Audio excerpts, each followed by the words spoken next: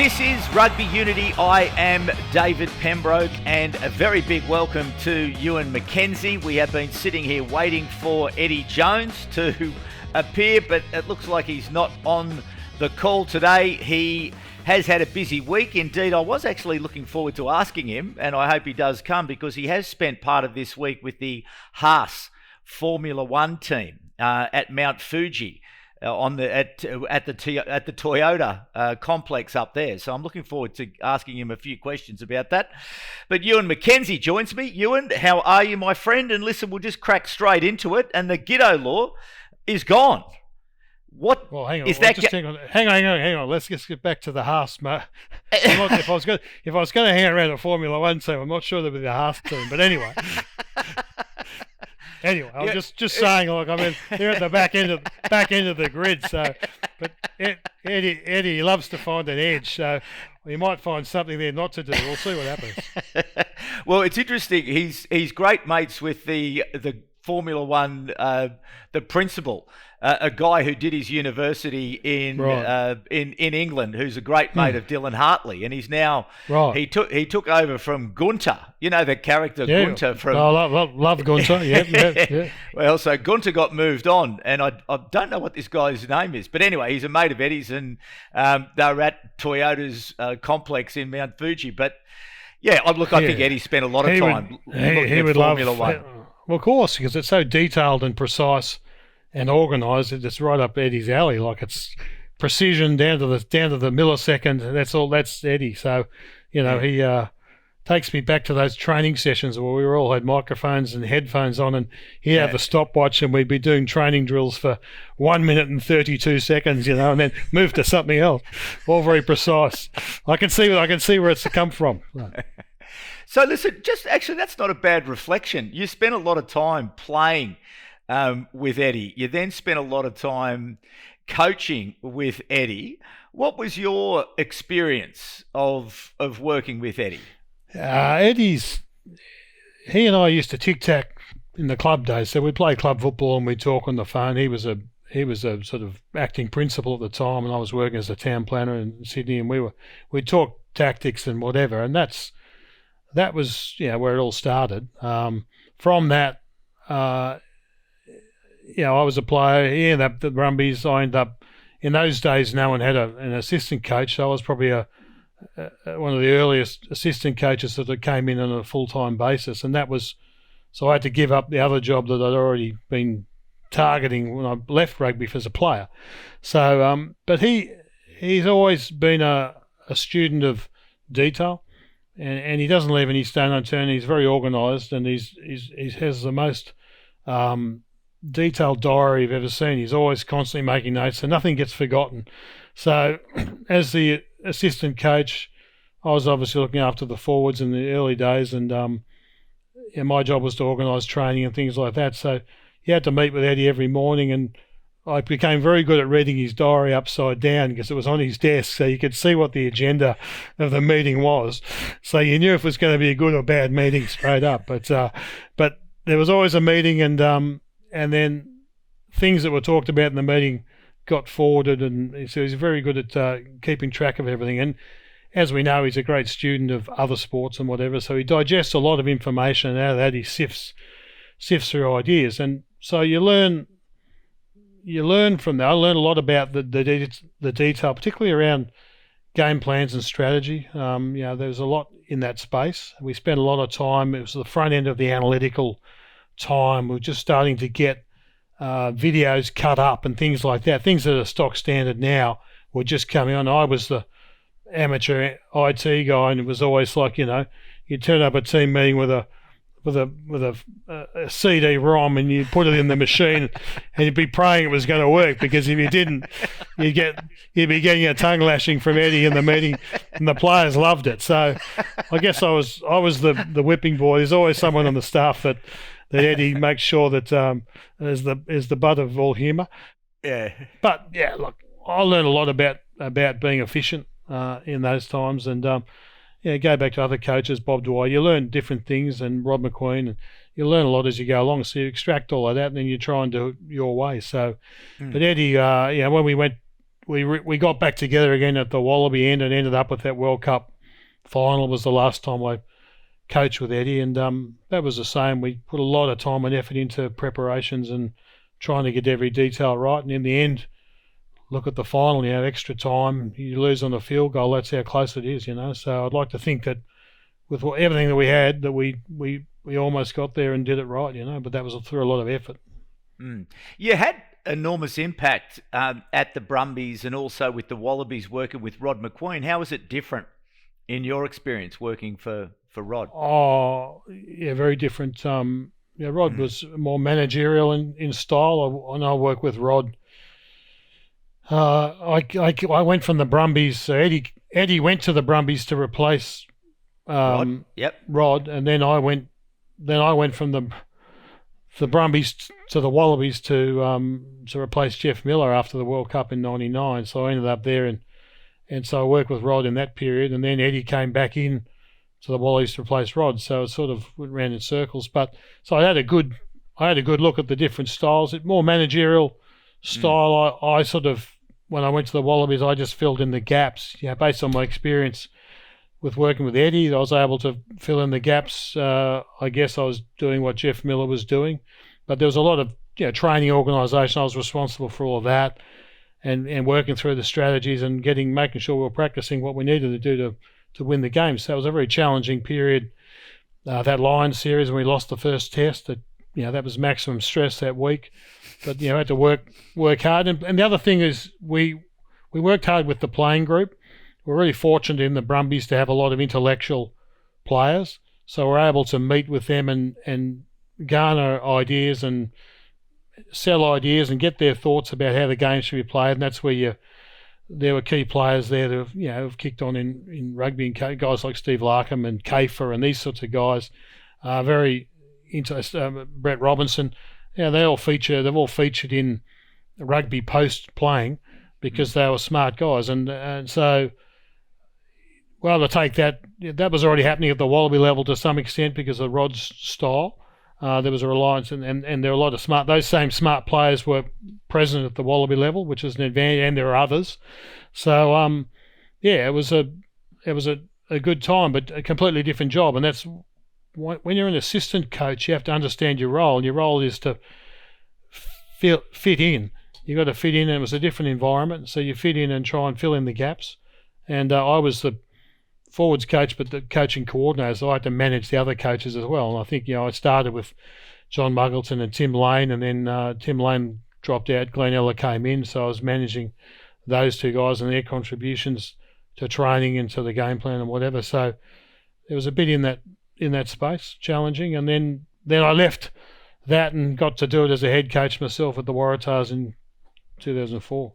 So then I thought I knew everything then. As every assistant coach becoming a head coach, you always think you know it all. And I managed to coach the Waratahs, I think, to the same place on the ladder as Bob Dwyer the year before. So after that, I started to get a bit more lateral, and I took from Eddie's book, and I started to talk a bit more laterally to people, and I got involved with leading teams and looking at team culture and some of those other things, and we're able to get into the final a year after. So that was I was able to do something effective as a head coach, but it's a very different job to being an assistant coach. But it's interesting though, isn't it? Because if you think back to 1991 when you were a player, there was that great season of New South Wales. One of the probably the best rugby season I can remember for back then when I was a Waratah fan. You were obviously a player at the time, and Rod Macqueen was the coach. So you've always had a real interest in how the game comes together, because I know back then that you were vitally involved at both the Waratah and Wallaby level about how the game was played and how both the Waratahs and the Wallabies were going to win games. Yeah, well, it depends. When you're the tight head prop, guys like Jake Howard, he says, the most important person in the team's the tight head prop. So I, heartily agreed with that concept, and then would happily told them my opinions about everything. So, I guess I just think about things, and you do it now. You watch games, you think, would I have done that? Would I have done something different? There's an opportunity. So some people look at games differently. They enjoy it for the spectacle. I look at it for the strategy. So in 91, that whole year I only lost 2 games the whole season. That's club, state, national. I only played in 2 losing games. So it was a good year. It was a great year.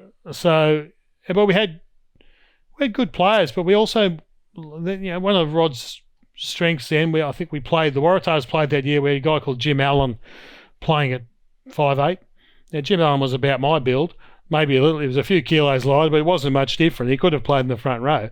And look, Olsen Filipino, but not, from the old sort of North Sydney Rugby League, though.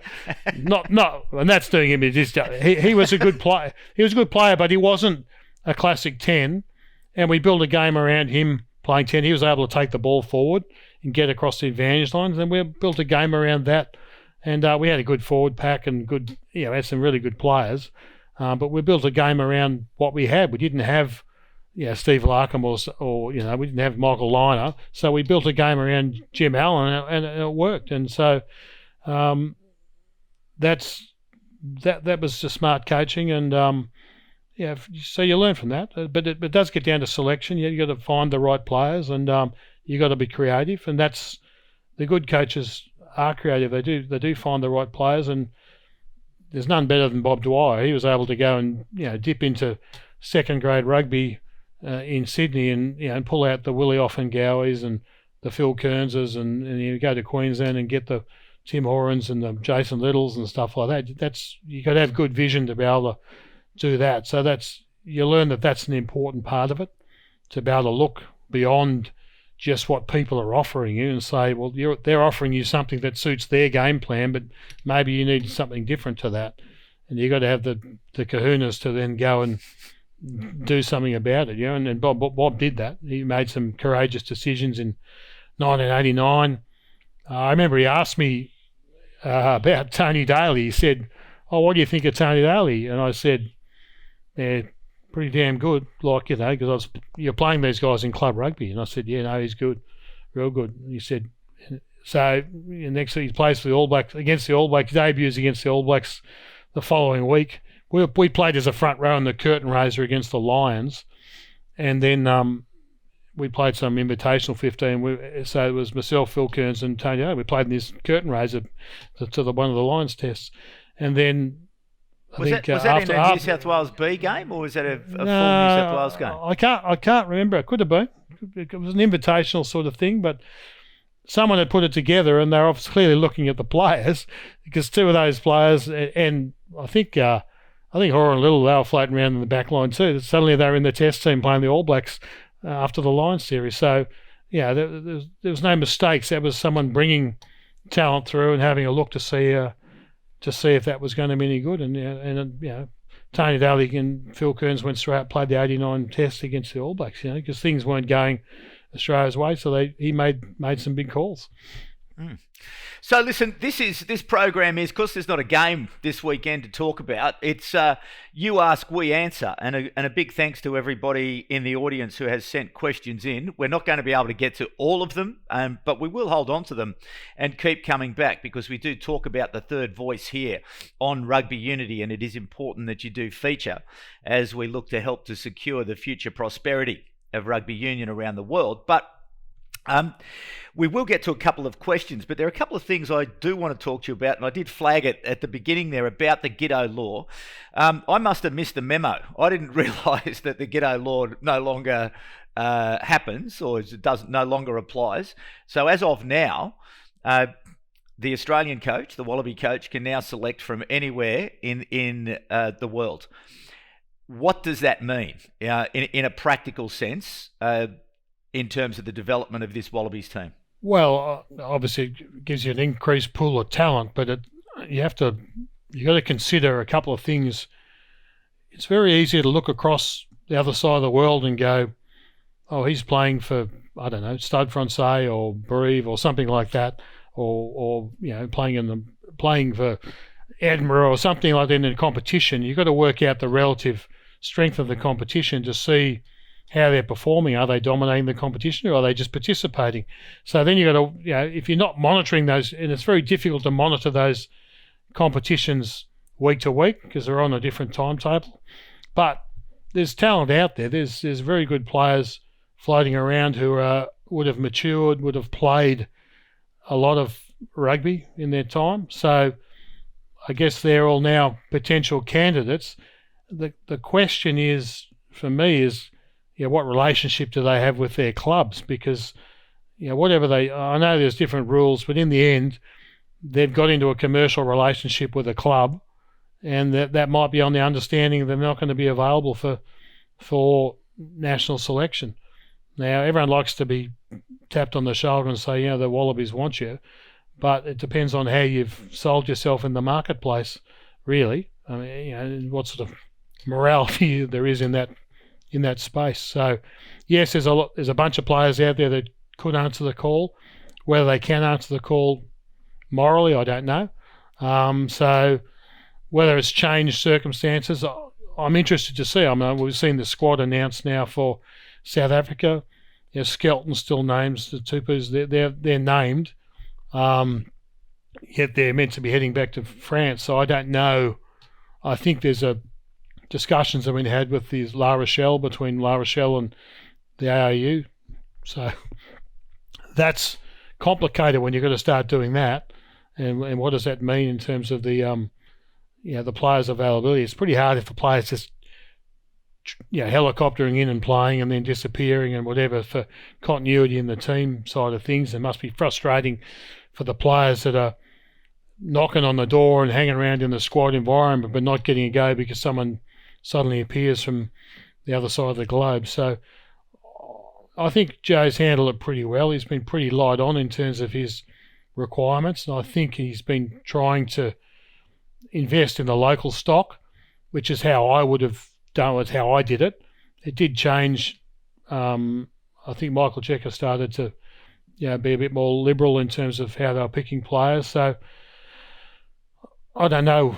I don't know where it's got to now. I read the same article you did, Pemby, and it seems to be everyone's open slather. So I'm not sure it'll change much in terms of what Joe's doing.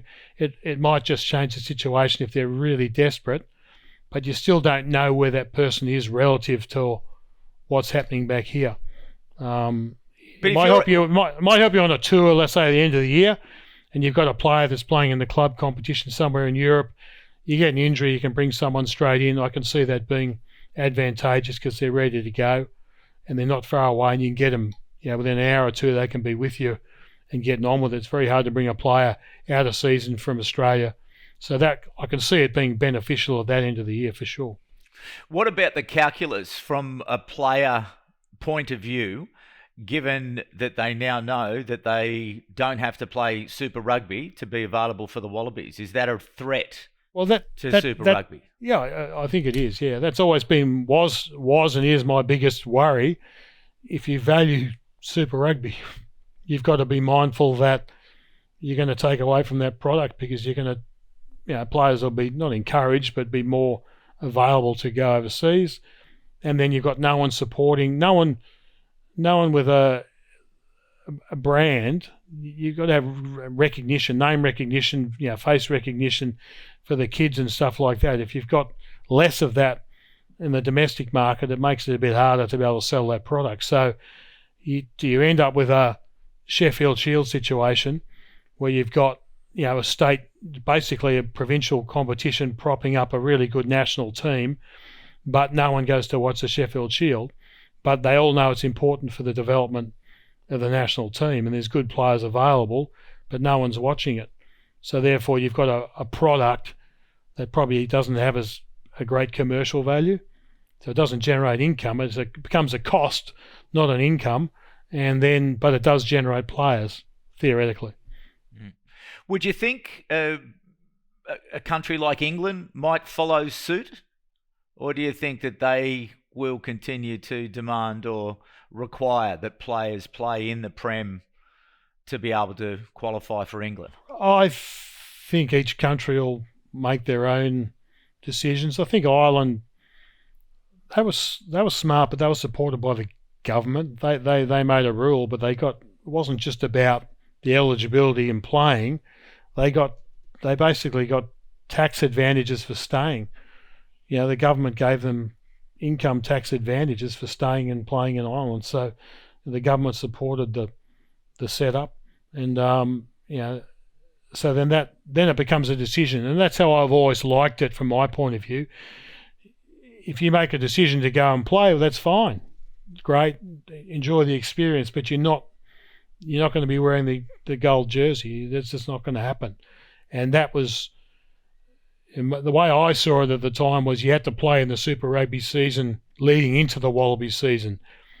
Then it did change after that, where as long as you signed a super contract and you might be playing for the Waratahs in 3 years' time, that was good enough to say you can play for the Wallabies now. I didn't see it that was too easy, so too convenient. So I don't know where it'll go, but you're sort of going to have to be, you can't be halfway in the middle. You're going to have to be all one way or the other. And then so we have to look at whether we're going to be, the Wallabies are going to be the Socceroos or Australian cricket or something else. Mm.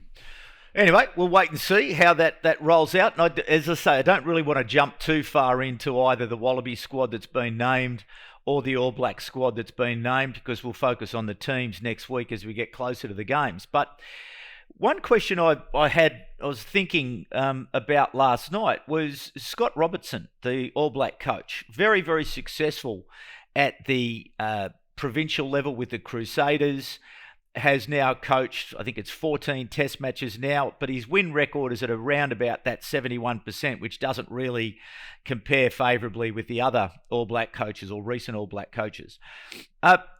What are the differences? What are the changes that he would have to be learned? What are the things he's got to be learning as he moves from a provincial coach to a national team coach? And why would it be, or is it difficult to move from one to the other? It is difficult, and I'll start off that Robinson's a very good coach. There's no question about that. And I think if you dissect his win-loss, he's actually done some really good things in there in that win in a period where the All Blacks in transition post World Cup. You had some significant players retire, and so it's a difficult period to manage anyway. So yes, he hasn't got the win-loss of others, but he's done a pretty good job with new resources, and he's had a bunch of injuries too he's had to deal with as well. So I don't see too much in that. I think he'll get there. He'll it'll keep improving for him. In terms of the transition, he was he came through. I think he came through by the time he became a super coach, you're getting the players in October, let's say. You've had time to recruit them. You've got them fundamentally, except for your All Blacks, you've got the rest of them all the way through till June, July, something like that. So you've got a lot of time to spend with those players and spend time on improving them, and players appreciate that time, that development time. And you've got time to learn a lot about them. When you go to the national program, he's got time to go and watch them play and maybe have a couple of camps, or he can spend time with them, but he doesn't have the same amount of time by any stretch. He has to have a game plan that he thinks is going to work on day one, and he gets like 2 weeks or something with them to try and make it happen. So he's got to select accordingly and get on with it. So he's got to then put what he knows in a club environment. Obviously the Crusaders have their own culture and their own method of play. He's got to maybe put that aside, but he's got to maybe morph that into something a bit different, because once you start bringing in Chiefs players and they've got a different culture and a different method of play, he's got to try and bring the best of that to bear. The easiest thing would be to go and just pick the Crusaders players because he knows what they're about. But he hasn't done that. And, I think even in the latest squad, Ethan Blackadder not getting picked, big topic of conversation, which we can talk about going forward. But he's making courageous decisions, but he's had to dig deep in the halfback position and some of the other positions. He's had to find he replaced 2 second rowers. He's got Barrett, and he's found another second rower. Like he's doing some of that development work himself. You sort of have to sift through that. That takes a bit of time, but you just get them for that window, the test window. It's tough. his expectation, he's got to win every game. It's not like other countries where people tolerate less than that. He's got to win every game. And he's got some big games to navigate. Argentina are tough. They've been successful against New Zealand in recent times. South Africa, and then you'd like to think Australia's been improving too. So there's no easy moment for the All Blacks coach, but he just doesn't have the same volume of time, and he's probably got more distractions off the field too, in terms of answering the call on behalf of the game. And managing the board, and you've got to manage up and down. So it's just a different job. It's not the same job. Yeah, the on-field bits might be the same. You come up with a strategy and win, but off the field, there's a lot more tentacles in it. And in terms then of assembling the team around you, in terms of your management team, what types of decisions are you thinking, or what are the other considerations as you're putting together, your assistant coaches, your medical team, your media team? How are you thinking about assembling that group to ensure that they're delivering what you need to be successful at the international level? If you're somewhere like England with a bigger budget, you could probably have all of those people full time. They're probably full time, etc. So you've got to make a decision who it is, but they're full time. Other teams and things might not have the same luxury and might have to rely on the provinces to deliver some of those people on the rotation. In other words, if you look at the Wallabies at the moment, Damien Marsh is like, he's with the Reds, but he's also with the Wallabies. So, strength and conditioning coach, things like that. So you're sharing resources. It's tough on the individual, but you're sharing resources because the budget might require that. And so it's not just a matter about grabbing lots of people. You've got to be able to meet a budget circumstance that would be different for each country.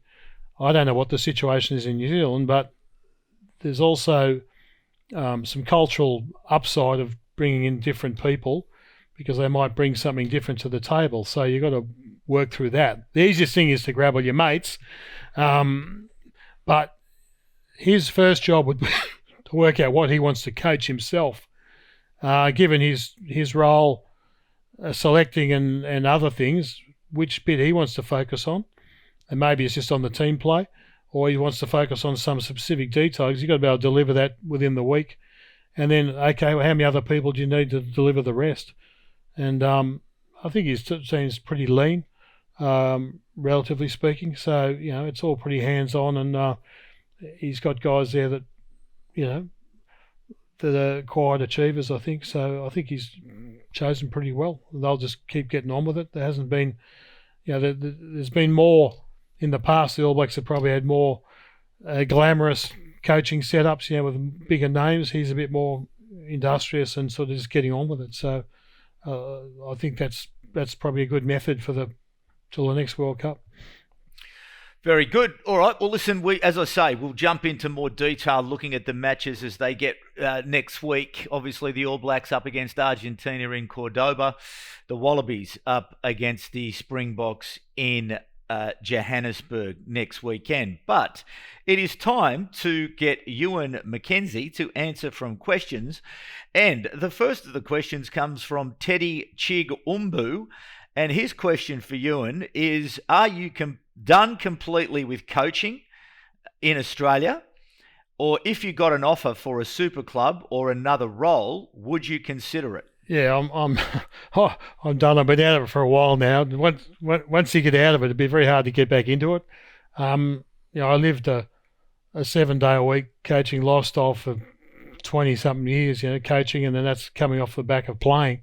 So once you're out of that, very hard to step back in. So no, it's not just coaching in Australia, just coaching in general. I'm step back. I'm just take a more observational and cerebral position on things, and offer my opinion.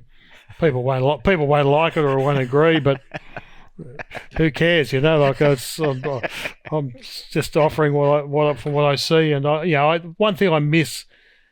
I love the strategy of the game, And that's probably the bit that I miss the most, is that, trying to work on a game plan to win. I always think you can win.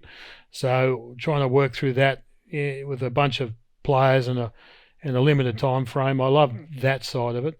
I never pre-seasons, wouldn't care if I never did a pre-season again, but I love the strategy week to week. So, I don't mind watching a video, but that takes time. You've got to still do the video work. You've got to do the analysis work to be able to work it out. So, it's just I don't have the time of now doing other things as well. So, happy to let others take the ball up, as they say. All right. Another question. Was Steve Larkham a once-in-a-lifetime player? As in, are the skill traits he had not possible to coach a young player and mould him in to become a similar player? As someone who started supporting the Wallabies in this time, I find it hard to believe we haven't found a player of a similar ilk. I guess to follow that up, do you think he would succeed in today's game, especially the way defences are much stronger now? He's one of those special players that managed to play with and coach. A very special player, an intellectual of the game. So it doesn't surprise me that he's done well in the coaching sphere. I think he's very measured. You see him; he's a very measured guy. He's not emotional. He's not that emotional. I was the same. You've got to be, when the player looks up at the coach's box, sometimes you don't want to see the coach, smashing the window or something like that. You want to see a coach that's in control and thinking of the next thing. He's like that. He's very calm, and he's done a few jobs around the world and been pretty successful. So, but I'll just go back to his history, because people mightn't realise when we put the Brumbies together, he was actually in the Brumbies squad as a halfback. So we were a Jindabyne, and I think he was the world's tallest halfback. And I don't think he was going to be a world-class halfback by any stretch. He could barely reach the ground. So he ended up at fullback and became what I consider a world-class fullback before he even went to put the 10 jersey on, and then he became a world-class 10. So that's a measure of the guy to be able to. I don't know who decided he was a halfback, but going to fullback and then going to 10, and he was an outstanding player. And I think he'd do just as well today. He's got, he was a very professional player, very intelligent, and I think that still applies today. He's tall, so yes, he can get his hands free, but he could just read things. Very talented and very, the Brumbies wouldn't have been the same without him for sure. So I think he'd be just as successful now, but as a 10 or a 15, but not as a halfback. How do you coach players of extraordinary talent? Well, it depends on the individual, but if you look at players, the guy like Quade Cooper, who lots of people have opinions on, I had a very good relationship with Quade, but you have to spend time understanding the person. And, I found with Quade that he functioned better with more responsibility than less. A lot of people would say, you couldn't give him responsibility. I gave him more, and yes, and I never discouraged the creativity. So, the creativity, like a Campese, sometimes the creativity got you into trouble, but more often than not, it bore fruit. And it certainly brought people to the stadium, watching guys like him play, and that makes a big difference to other things, So I gave him, he was captain of the team, I think, when we played the Lions. I made him the captain, but he was instrumental. He's one of the guys I talked before about getting the players involved in the strategy of the game. Ultimately, the players need to understand where you're trying to go, but they need to sell it on the field as well. They need to be on board and then helping coach it on the field with the other players, because when you're coaching, players don't learn the same way. I'm probably telling everyone obvious things, but some guys are good at doing it, some guys are good at seeing it, and some guys are good at hearing it. Some guys, so you don't just assume if you have a team meeting and you put a few videos up on the screen that everyone gets it. You got to sell it on the field. And Quade was very good, for instance, in managing Digby Ioane. He was able to manage him on the field and position him and get him and use him to maximum advantage, either giving him the ball or not giving him the ball, able to use him as a decoy. He was very good at doing all that on the run, and I recognise that attribute. So he needed to be out there, but he needed to be out there with some sort of authority. And, I think we got the best out of him in those years, and obviously the final in 2011. I think that we saw some of the best football from him in that season. And I think if you're a statistician or a statistics guy, you go and have a look at his win-loss record at test level, and I think you'll find it's a lot higher than most in Australian rugby. Next question is from Daniel O'Sullivan, and it's directed to you again, Ewan. Does Tom Wright have the skill to transition to 10 by 2027? And Ewan, can you give us some insight into Bernie's transition to 10 as a sort of a best practice example? Well, the Bernie transition, as I said, he was playing fullback. The Bernie transition game was a little bit different then. So the way it was played, it was fairly structured, and he was very good at organising that. So it's probably a bit different to compare that now. If I looked at Tom Wright, if I was coaching, I'd probably see, and I talked about the other day about having a ball playing 12. I'd probably see him more in the 12 role than the 10 role. Is probably how I'd see. If you said to me, he can't play fullback, so where are we going to put him? I'd be thinking, maybe we'd give him a go at 12.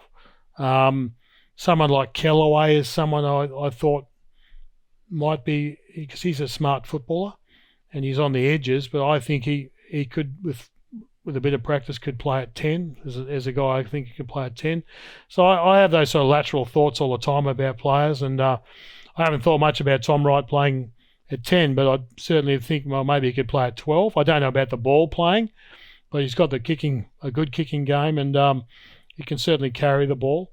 So maybe he could be in that role. Yeah. All right, next question from Justin Sampson. He asks, does Australia have enough player depth outside the current 23 players to compete with the top 6 nations in the world? Well, it's interesting. I know Justin. So it's an interesting question, because obviously they've just gone and expanded the pool that we can pick from. So that's probably the ARU saying, no, we don't, because you can now pick from anywhere in the world. So I like to think that, and it gets, we've shrunk the pool by getting rid of the rebels. So obviously we've intensified the squads. That probably made us a bit more competitive on the day-to-day side of it, but it also robbed some players of playing time. And I mentioned the other week about, the Reds had an embarrassment of second rowers, so some of the guys mightn't have got as much game time, and therefore might have missed out on being able to push their claims for national honours. So Lucan being one of them, maybe. So I think that there is a good pool of talent, and think back to the Dwyer days. He was picking guys out of second grade. So you can't just assume. You can't assume that the best players have managed to get to the first team, either at school or a club. You never know what politics or personality things, or they might be lazy trainers or whatever. And Sir John Kerwin said it the other day. Peter Fatialofa was a Western Samoan tight head prop, world's laziest trainer. He used to play for the Blues, world's laziest trainer, but outstanding on the day. So you've got to sometimes sift through what's happening at club level. There might be players there who just physically can't, by virtue of their job, can't commit time. But if they had a contract, they might be able to do more and train more and be better. But they've actually got raw talent. You've got to get down into the weeds, and the provincial coaches in particular, I think, have got to get down in the weeds and make sure that there aren't players who have missed the boat. Now, and I'll give another example. When the scrum laws changed, a lot of the schools started to play their back rowers in the front row because there was sort of no pushing, and it became a very different scrum environment. So all the big fat guys like me, they were playing, and they were in the third 15, at school. So then they might have lost interest playing because they weren't in the first 15, they're in the third 15 because didn't have back row skill sets, because the no pushing rules in the scrum changed, and it sort of made them irrelevant. So there are players out there, and I'll give an example. Cliffy Palu, he probably played, 50 or 60 tests. He was a number 8 at Manly, and I saw him play. I was at the Waratahs coaching, and I saw him play, and I thought he was a good player. And then St George Rugby League signed him because he was just drifting around. They signed him as a front rower, and he went and played a season, and he wasn't going anywhere as a front rower in rugby league. And I went and saw Nathan Brown, who was the coach at St George, and I said, look, I think this guy would be better back in Union, because I'd spoken to him, and I think he'd regretted going to league. And so I said, I think he'd come back, and I think we can do more with him. And so in the end, we both offered him the same amount of money, and he chose to come back. And he played for the Waratahs, and he played a heap of games, and he played a heap of tests and stuff like that. And, you got to keep an eye on where players are. So he was lost to league, but I got him back. It didn't cost me an arm and a leg at all. Like, he was the cheapest 60 test cap player ever. So you got to, Kepu was another one. He was floating around. He was an eligible guy in New Zealand. He came across. He played club footy at Randwick, but he ended up playing a heap of tests too. But he was going nowhere as a back rower in New Zealand. He came back and made himself as a loose head, but we're able to bring those guys across for not much money at all, And so there are deals out there, but you've got to be in the weeds looking, and you can't just assume that everyone sees a player the same way as you do. You got to test that what they're picking or not picking for their game plan might be different to what you need. So you got to keep looking. You can't just assume that the club coaches. That's not denigrating anyone. It's just that their requirements and their personalities and their politics might be a different situation. So you've got to just make sure, and you only got to get 3 or 4 from that space, and suddenly you got more depth. Mm. I do remember back in the Brumby days when you and Eddie Jones would sort of trundle up the freeway to go and watch the Shoot Shield, and on one particular occasion you found a young bloke playing for Manly called George Smith. Sorry, there's a good example. Yeah, I specifically went and watched him under instruction, and it didn't take us very long to work out that he was a good player. So we got through the door first, and got him on board. So that's a classic example here, George Smith. Yeah, you're right. And there's a bunch of those guys, and so you got to keep your eye on the club football. So I always look at it that way. The national coaches relying on the provincial coaches to be assembling the best talent in those squads, but you rely the provincial coaches have got to be working hard with the club coaches to make sure that there isn't anyone there that's getting missed, because there could be a guy there that can only train one night a week, so he's playing second grade, right? But he's a really good player, but he can only play because he's doing night school or something. Something's going on in his life that stops him from training. And so maybe you can change that circumstances, and then suddenly you got another winger. That's one of the pleasures, the bits I enjoyed the most, was that talent ID space, looking for players, trying to find gems, rough diamonds out there. And that's how you bolster, because you only got to find a handful, and you suddenly got a lot more depth, Yeah. Okay, well, then the next question is from a perfectly cromulent username from YouTube, and it's directed to you, Ewen McKenzie. What are you most proud of and satisfied with your time as a player and as a coach? Look, I came from humble origins, so I had to make a few decisions early in the piece to, I was doing well in Victorian rugby, but I literally made a decision to go to university in Sydney. So without any real incentive, I'd been on an Australian under-21 camp at Coogee Oval, which is like they just assembled people from around the country that might have had some talent. We had a camp, and that was all right. I met a few guys there, but other than that, no one said to me, no one from up north said, come and play for us, or I just turned up. I literally turned up. I enrolled in university, and I literally turned up it was either going to be North Sydney or Randwick, And because I was at Uni of New South Wales, it's just down the road, I went to Randwick. I'd been watching them. They were always match of the day on Sunday. You're watching match of the day. There's always Parramatta in the league, and then be Randwick playing someone in the Union. I'm watching the Ella brothers run round, and Poitevin, and Lloydie Walker, and all these Eddie Jones, all these guys. And then so I literally just lobbed up at the door, and Jeff Sale said, "Yeah, training's up the road," and that's how I did it. So you need a bit of luck, and you've got to drive it a bit yourself. So I guess I was fortunate to make some of those hard calls. Most people make hard calls about buying a car or buying a house or something like that. There was a big call. I basically left Melbourne for 40 years. Okay, so that's as a player. What about as a coach? Probably the '95 World Cup. I think. I think we went there with all of the ambition and experience, but I think there's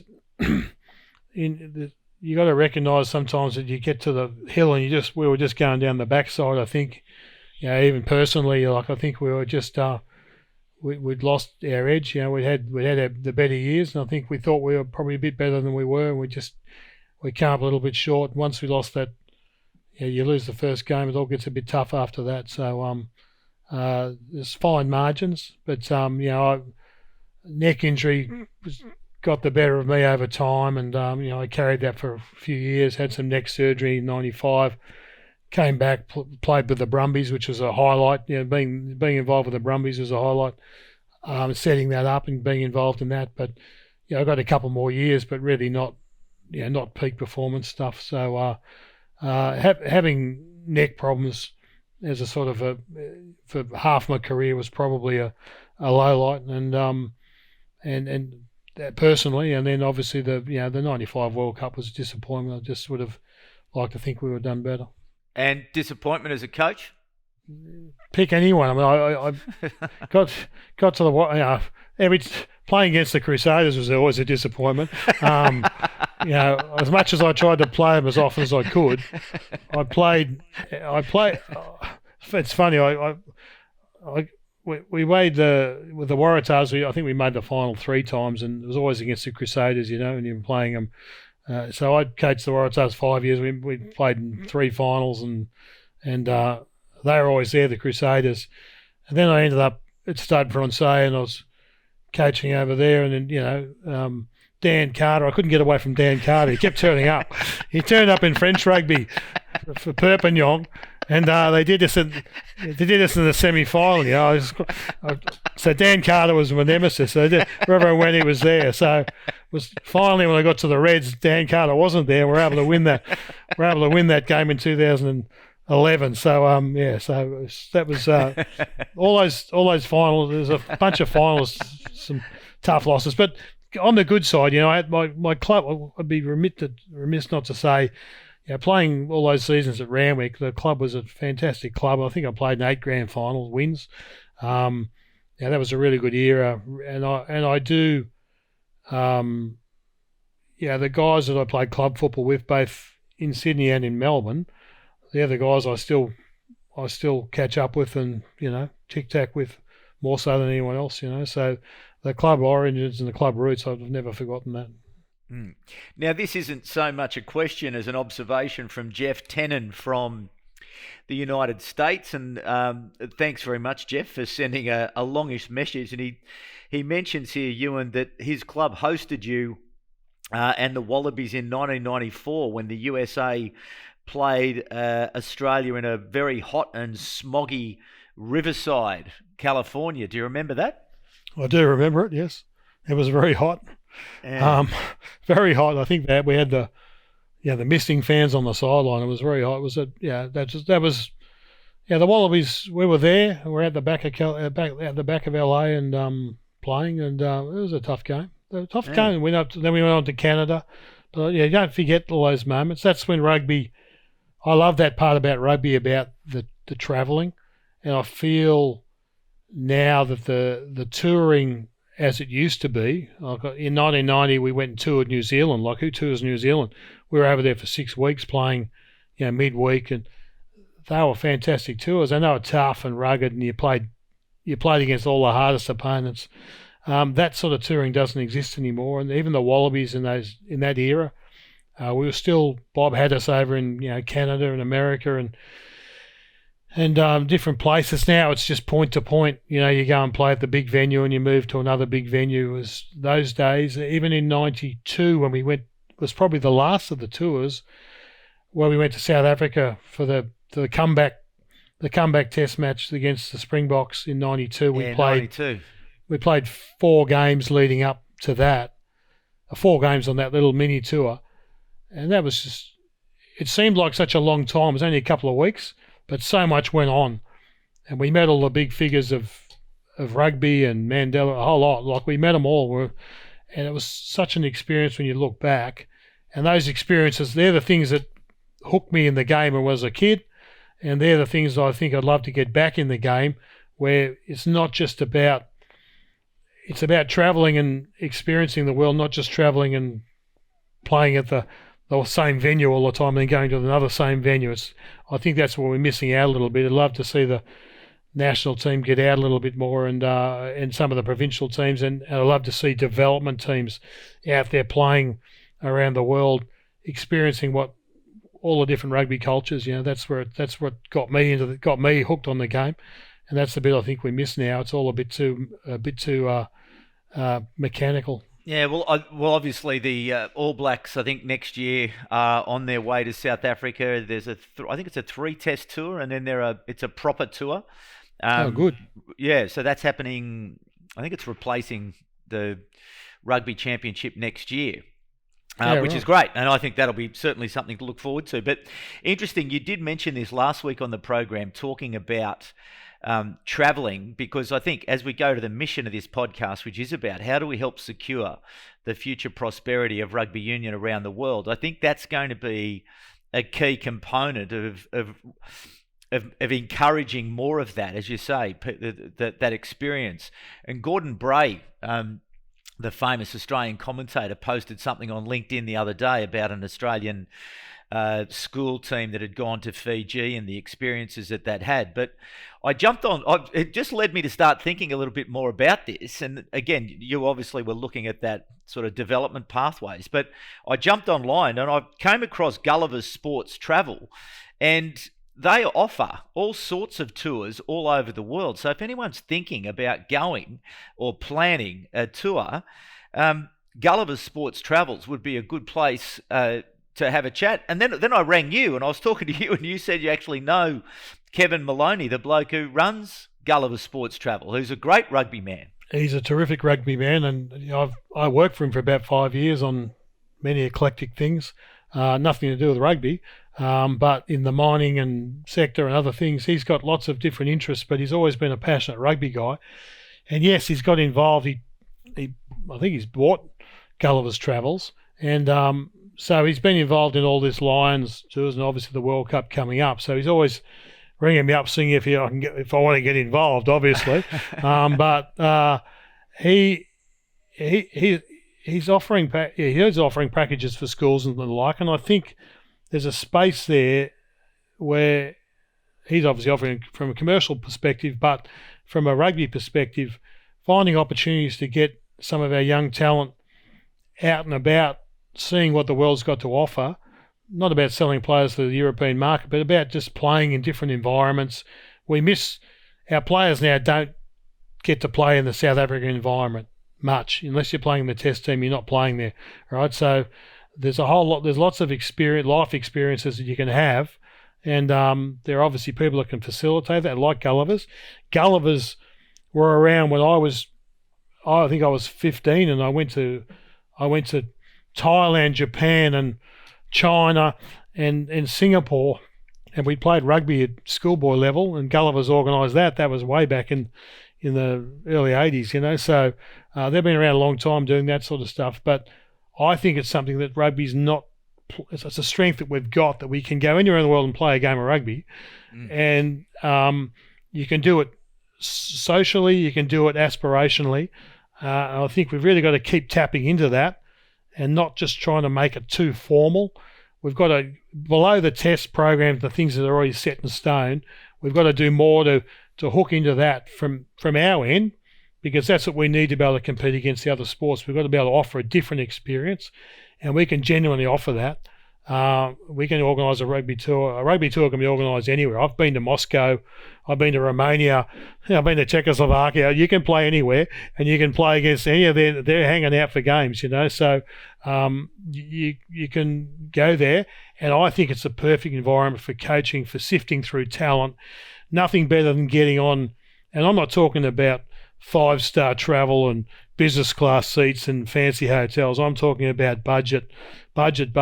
Put the players under pressure, see what they've got, see who's a prick, see who's a good guy, see who trains well, etc. See who trains well, see who can adapt to those environments, see who can win your games in tough circumstances. Put them on a plane, make them fly 24 hours, play the next day, get rid of all the masseurs and all that sort of stuff, and let's see what people have got. Then make a decision about whether you want to sign them in at the next level and give them a contract. That's what I think. Test them out, road test them, and see what's going on. But at the same time, they can have a great time. You have a few beers and have a good time and see the world. That's what rugby can offer. A lot of other sports can't offer that. No, indeed. And again, I just think that making a real focus on that and encouraging it. And so jump onto Gulliver Sports Travel and have a look at people. And I'm sure Kevin Maloney and the team will look after you if you want to go on a tour anywhere in the world. And interestingly, just before we get to a couple more questions, there's a group online called Unstoppable Rugby. They've got a Facebook page, they've got a LinkedIn presence, and it's this emerging group that are looking to sort of grow a movement around grassroots rugby. And so if you just go to Unstoppable Rugby, go and have a look and get involved, because they did reach out to me the other day, and when I've got 5 minutes, we will sit down and have a chat, because our visions and missions are pretty well aligned. But interestingly, I saw a live broadcast they had the other night. A guy called Joe Shepherd was interviewing Les Cusworth, the former Leicester Tigers legend. I think he played something like 360 times for Leicester, I think 12 times for England. But he married an Argentinian lady, and he obviously lives in Argentina. And it's a great conversation about the way that Augustin Pichot and the Argentinian rugby have organised the sport in Argentina. And I just highly recommend you going having a listen to it, because exactly what you're saying there, Link, in terms of a place for people to go, it sounds brilliantly well organised, culturally deep, but connected into the communities. They've got their pathways sorted out, the academies have sorted out, and obviously we're starting to see this Argentinian football really come into its own. But I highly recommend people go and have a listen to that conversation with Les Cusworth. And we were talking about that again the other day, and Augustin Pichot was someone who you coached in France. I did back in 2009. He popped up, helped us out for the season, and I found him a very engaging, very smart guy. He was a very tactically good player, but it does not surprise me. He's done a lot off the field since then, and he's been a bit of a shaker and mover, and I'm really interested to see how he's set Argentina up, because if you're looking for the biggest improver in world rugby, you'd have to say Argentina in terms of consistency, and they've had all of the issues that we talk about with players playing in Europe and not being at home, and they've been able to negotiate their way through that. And I need to look at their structure and I'm going to have a look myself and see how they got it set up, because it could be some good pointers there for Australian rugby, because Argentina have really done a good job at getting themselves up there, but staying up there. They're a very consistent and hard side to play. We saw them beat the Lions the other day. They've been successful in New Zealand. We've struggled to beat New Zealand. They've been able to do that in recent times. So they've got something going right, and I'd say Pichot's got his fingerprints all over it, and I'm not surprised. He's a good guy, and he's done a good job. Yeah, so definitely highly recommend that conversation, people. Go and have a look at that. Couple more questions. Don't want to take too much more of your time. Guy Porter's Footstep asks, what would you rather win? Infinite Bledisloe trophies for the rest of time, or another World Cup? I'd take the Bledisloes, I think. Oh, would you? Yeah, I think so. I think. Well, not for. it's hard to say. I think for Australian rugby to be relevant, you've got to be successful regularly.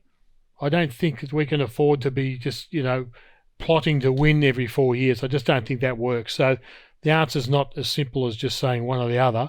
I think that we've got to be trying to win it. So if we won a World Cup every fifth time, so be it. But if we can compete against New Zealand consistently, I think that that's relevant and more relevant to the Australian population and all the Kiwis that live here as well. It makes a difference about when you go to work about who's jobbing who. So I think it's more relevant than who wins a World Cup every 4 years. But I think if you could do the first, if you can beat New Zealand regularly, then obviously they'd be saying, I think it's about time we won a World Cup. So there's plenty of teams that haven't won a World Cup. So very true. We've won a couple, so we're doing okay. Couple more questions from Glenn Patton from YouTube. Ewan, do you think the Springboks can end the All Blacks 50-game unbeaten streak at Eden Park in September? That's a good question. I think they can. Yeah, I think that they're quite capable from a talent perspective and a game plan and a method. I'll just be interested to see how they select. Rusty doesn't mind taking gambles with. He's back at the depth of his squad. He's got a very deep squad. So the trick will be, and I'm really interested to see who he picks against Australia, because that'll tell you in his mind about how he rates Australia, or whether he does or not, and then how they go against New Zealand and Argentina, how they pick the sides. So, but yeah, I think that they're capable of doing that. They haven't always travelled well, and I think as much as I think we miss out on playing and going to South Africa and inoculating ourselves against them, they're not getting over this way as much, and they're certainly not getting to New Zealand as often. So in that sense, they've always had a massive respect for New Zealand rugby, so that'll be a really interesting game. But yeah, I think they're capable. Okay, and look, a final question from a bloke you do know, Will Genia. Will. His question is... Is that king of haircuts? He might be fishing here for a response, but he's asked, who are the best players that you've coached? The ones that did what I asked.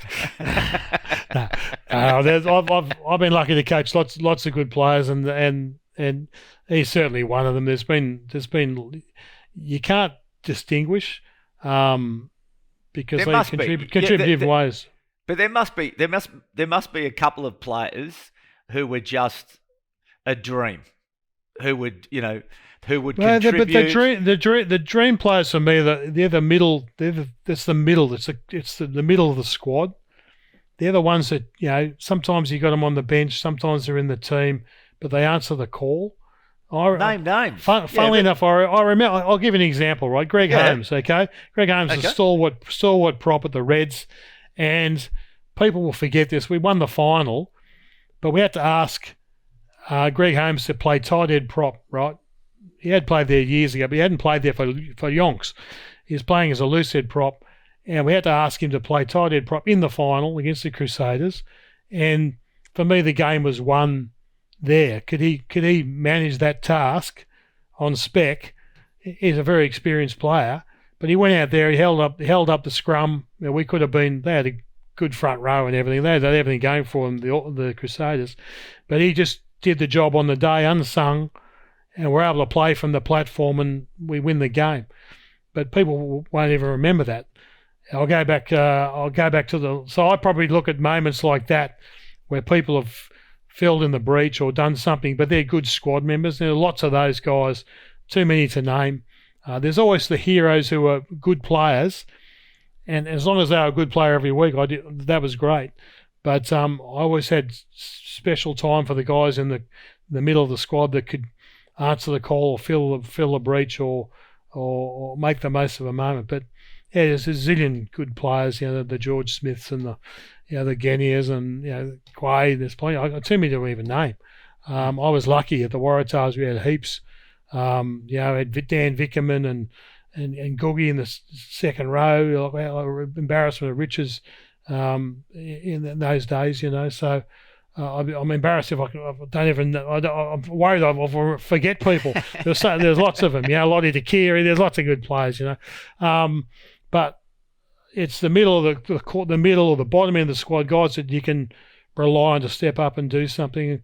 I mentioned Greg Holmes. He did that, and that's what I remember about the final. Ironically, is that he saved the day for us on that, because we could have been exposed at the scrum, and that could have been a different game for us.